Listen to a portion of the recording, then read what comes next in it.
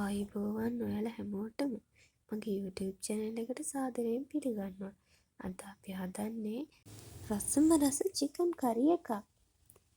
මාත් එක්ක එකතු වෙලා මේ වගේ රස කෑම හදන්න මාව subscribe කරලා මාත් එක්ක එකතු වෙන්න. මම chicken gram 500ක් අරගෙන පොඩියට කපලා හොඳට හොදගත්තා. ඒකට රස අනුව ඔයාලා ලුණු එකතු කරගන්න ඕනේ. තලාගත්තු ඉඟුරු සුදු ලුණුත් සල්පේකුයි එකතු කරගන්නවා. හැඳි භාගයයි මිරිස් කුඩු හැන්දකුයි තව 3-5 කුඩු හැන්දකුත් එකතු කරගන්නවා. කම්මිරිස් කුඩු හැන්දකුත් එකතු කරනවා. ගොරක කෑල්ලකුත් එකතු කරගන්නවා. ඒකලා මේක හොඳට අනා ගන්න ඕනේ.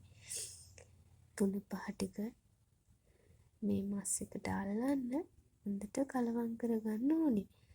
කලවම් කරලා ඉවර වෙලා විනාඩි 15ක් විතර වහලා තියන්න ඕනේ. එතකොට තමයි මේක හොඳට මේ මස් වලට අල්ලන්නේ.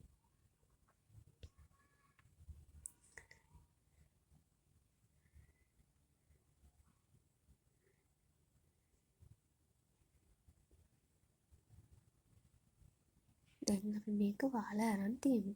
මම මිරිස් කරල් 2ක් පොඩියට කපා ගන්නවා. සුදු ලුණු පොඩියට කපාගෙන පුංචි බීලුණු ගෙඩියකුත් කපා ගන්නවා. කරපිංච කුඩ ටිකකුයි පොඩි රම්පෙකුළු කෑල්ලකුයි ගන්නවා. දැන් අපි බලමු මස් එක කොහොමද කියලා. මේ බලන්න මස් එක හොඳට කලවම් වෙලා තියෙනවා.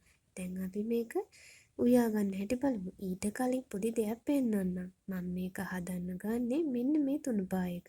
මේක මම ගෙදරදිම තමයි හදාගත්තේ. මේක හදන හැටි මම ඔයාලට ඉස්සරහට කියලා දෙන්නම්කෝ. ඉස්සෙල්ලාම වාජනයක් ලිපේ තියාගෙන ඒකට පොල් තෙල් සල්පයක් එකතු කරගන්නවා. මේකට අපි ඉස්සෙල්ලාම දාන්නේ අබ සල්පයකුයි, කරාඹුනෙට 2කුයි, එනසාල් ඇටයකුයි, තව කුරුඳු පුතු කෑල්ලකුත් දාගන්නවා. එතකොට මේක හොඳට සුවඳක් එනවා. පොඩ්ඩක් ටෙම්පරාදු වෙන්න මෙහෙමම තෙලේ තියන්න ඕනේ. ඊට පස්සේ අපි මේකට එකතු කරගන්නවා අපි කපාගත්තු සුදු ලුණු ටික. ඒක ටිකක් රන්වන් පැහැවෙනකන් තියන්න ඕනේ. ඊට පස්සේ අපි සුදු ලුණු වල රසය එන්නේ රන්වන් පැහැවෙනකන් තිබ්බහම ඊට පස්සේ සම්පේ කරපිංච එකතු කරගන්නවා. ඒකයි චුට්ටක් පැදෙන්න තියන්න ඕනේ.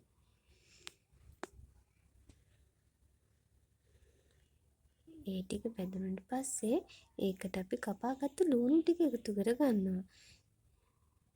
මිරිස් 2ත් එකතු කරගන්නවා.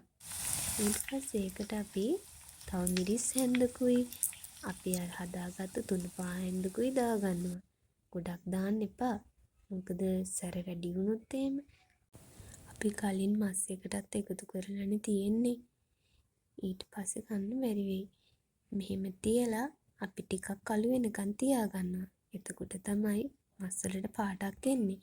ඊට පස්සේ අපි හදාගත්තු මස් ටික දාලා පොඩ්ඩක් කලවම් කරගන්න ඕනේ. ටෙම්පරාදු වුණු සුදු ලුණු, ලුණු වල සුවඳ, කරපිංච ඒවයි සුවඳ හරියට එනවා මේ වෙලාවට. දැන් මේක කලවම් කරලා අපි මස් තිබ්බ භාජනය හොදලා ඒකෙන් වතුර ටිකක් දාගන්නවා.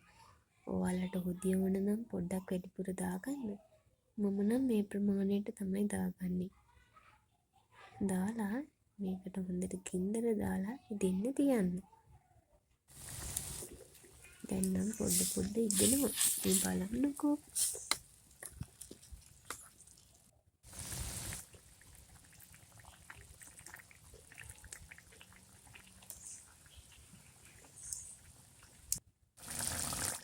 දැන් නම් ඇති වගේ. පොඩ්ඩක් කියනකොට බා ගන්න ඕනේ. මේ බලන්න මම හදපු chicken curry එක. කොහොමද? දැක්කාම ආස හිතෙනවද? ඔයාලා ගෙදරදීම හදලා බලන්නකෝ. හදලා බලලා මටත් කමෙන්ට් එකක් දාන්න. ඉස්සරහට මං හදන තවත් රස කෑම එක්ක අපි හමුවෙමු. ගිහින් එන්නම්.